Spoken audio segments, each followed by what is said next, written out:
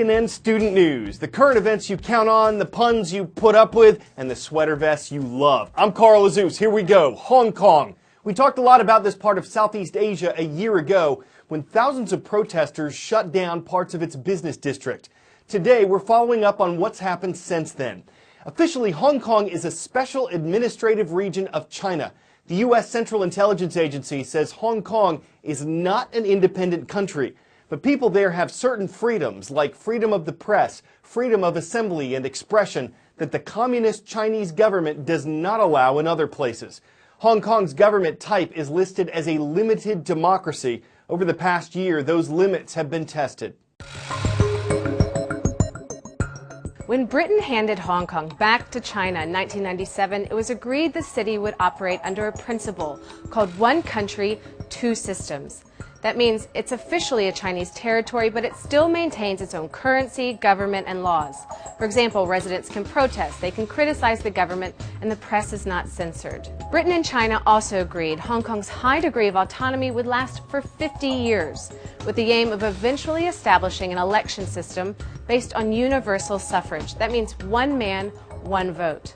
Hong Kong has a population of 7 million, but currently only an elite committee of just 1,200 people have any say in deciding the city's top leadership, many of whom are Beijing loyalists.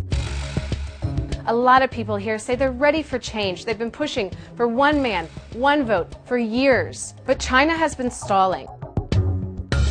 In August 2014, China finally unveiled its plan for democratic reform, ruling Hong Kongers could only vote for their next chief executive from a list of candidates that had to be pre-approved by Beijing. That sparked widespread outrage, fueling Hong Kong's Occupy or Umbrella movement, a mostly student-led protest against the Beijing plan. Thousands of people filled the streets for months, pitching tents, shutting off key parts of the city, creating works of art, all in the name of democracy. It was unlike anything the city has ever seen before. Hong Kong lawmakers later voted down Beijing's proposal, with some saying they would never accept a, quote, fake democracy. So what happens next? For now, the status quo remains, with no clear plan forward. The only thing certain in Hong Kong's future is a return to full Chinese control in 2047. Students at the University of Mississippi in Oxford, also known as Ole Miss, are having a vote this afternoon. They'll be deciding whether or not to remove the Mississippi state flag from campus. Its design features the Confederate battle flag, which represented Confederate states during the U.S. Civil War. In recent decades, there's been a lot of controversy over the Confederate flag. A number of groups in the South have pushed for its removal from public buildings and state capitals. They see it as a symbol of racism. This summer, South Carolina's government voted to remove the Confederate battle flag from its capital after a racially motivated shooting in the state.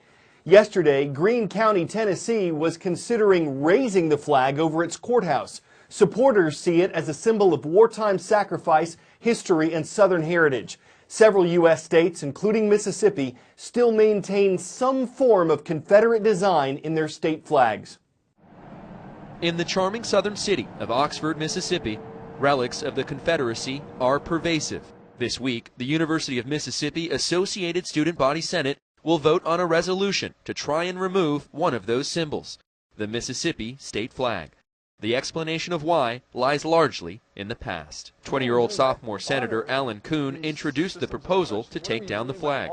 We've flown this symbol of oppression. We've defended it. We've fought for it. And it's time to recognize that that was a mistake. Over the years, Dr. Jennifer Stolman with the Winter Institute for Racial Reconciliation has chronicled the complex on-campus history. They're creating the best and most inclusive campus that they can, and they're navigating some old narratives with new expectations. Last year, a spasm of race-related episodes jogged painful memories here on campus, including a noose that was hung from the statue of James Meredith. He's the first black student to attend the university here, desegregating it in 1962. Even still, at least one student senator says there's more to be proud of here than not, which is why he's opposing the resolution to bring down the Mississippi state flag. Student Senator Andrew Sopper wrote in a Change.org petition, "Removing symbols, flags, and monuments will do nothing to change the way people feel in their hearts. Ole Miss students and my fellow Mississippians rise up and push back on political correctness and support the state flag. The school is deeply rooted in tradition, a vestige of Southern history and pride.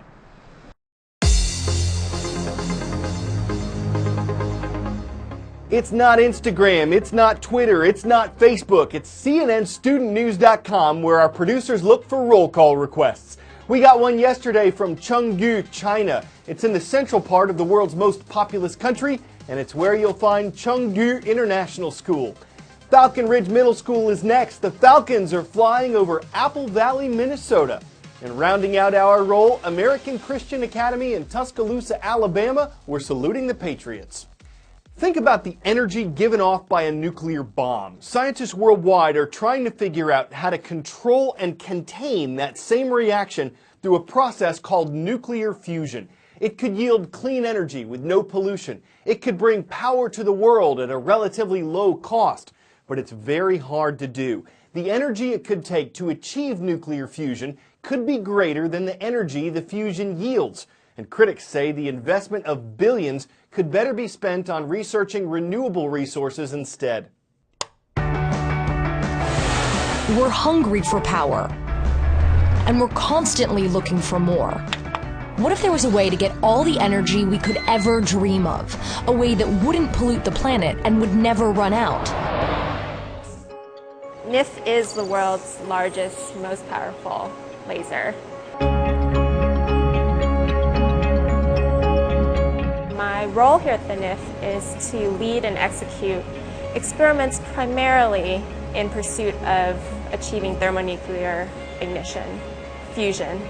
Our stars power themselves through a process called nuclear fusion, something that's been nearly impossible for us to recreate on Earth. But many believe we're on the brink of cracking that code, and investors and governments around the world are spending billions to make sure we do.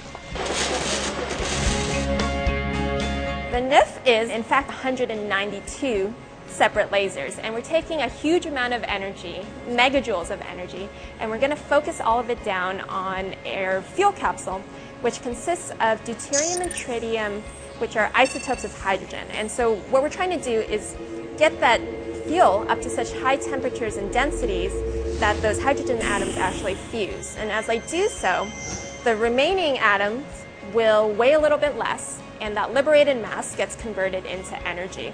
And that's the fusion energy we're working to harness.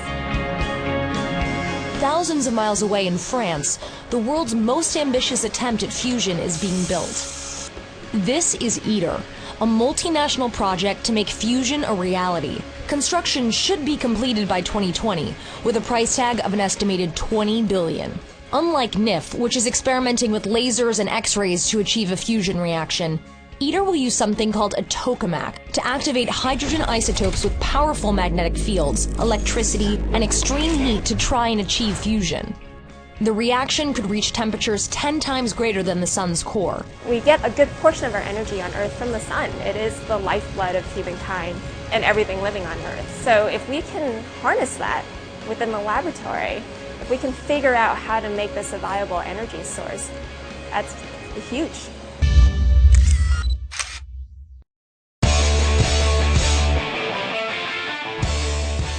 Before we go, something you'd never expect a Swiffer sweeper to pick up: an owl in a guy's kitchen. He came home one night to find the uninvited visitor, and thankfully he had a camera as well as a sweeper. Slowly, and begging the owl not to fly at him, after all, it was giving him a pretty intense stare, the man lowered the animal through the opening in the window, flicked it from the broom, and celebrated. Of course, he could have tried soothing the savage beast with music, like singing "Owl Fly Away." Could have also offered it food if he had any owl pellets. It was a glaring challenge the man hopes won't come beak. A staring contest the owl won, though we doubt it gave a hoot. We sure hope you'll swoop by tomorrow for more CNN Student Whoos.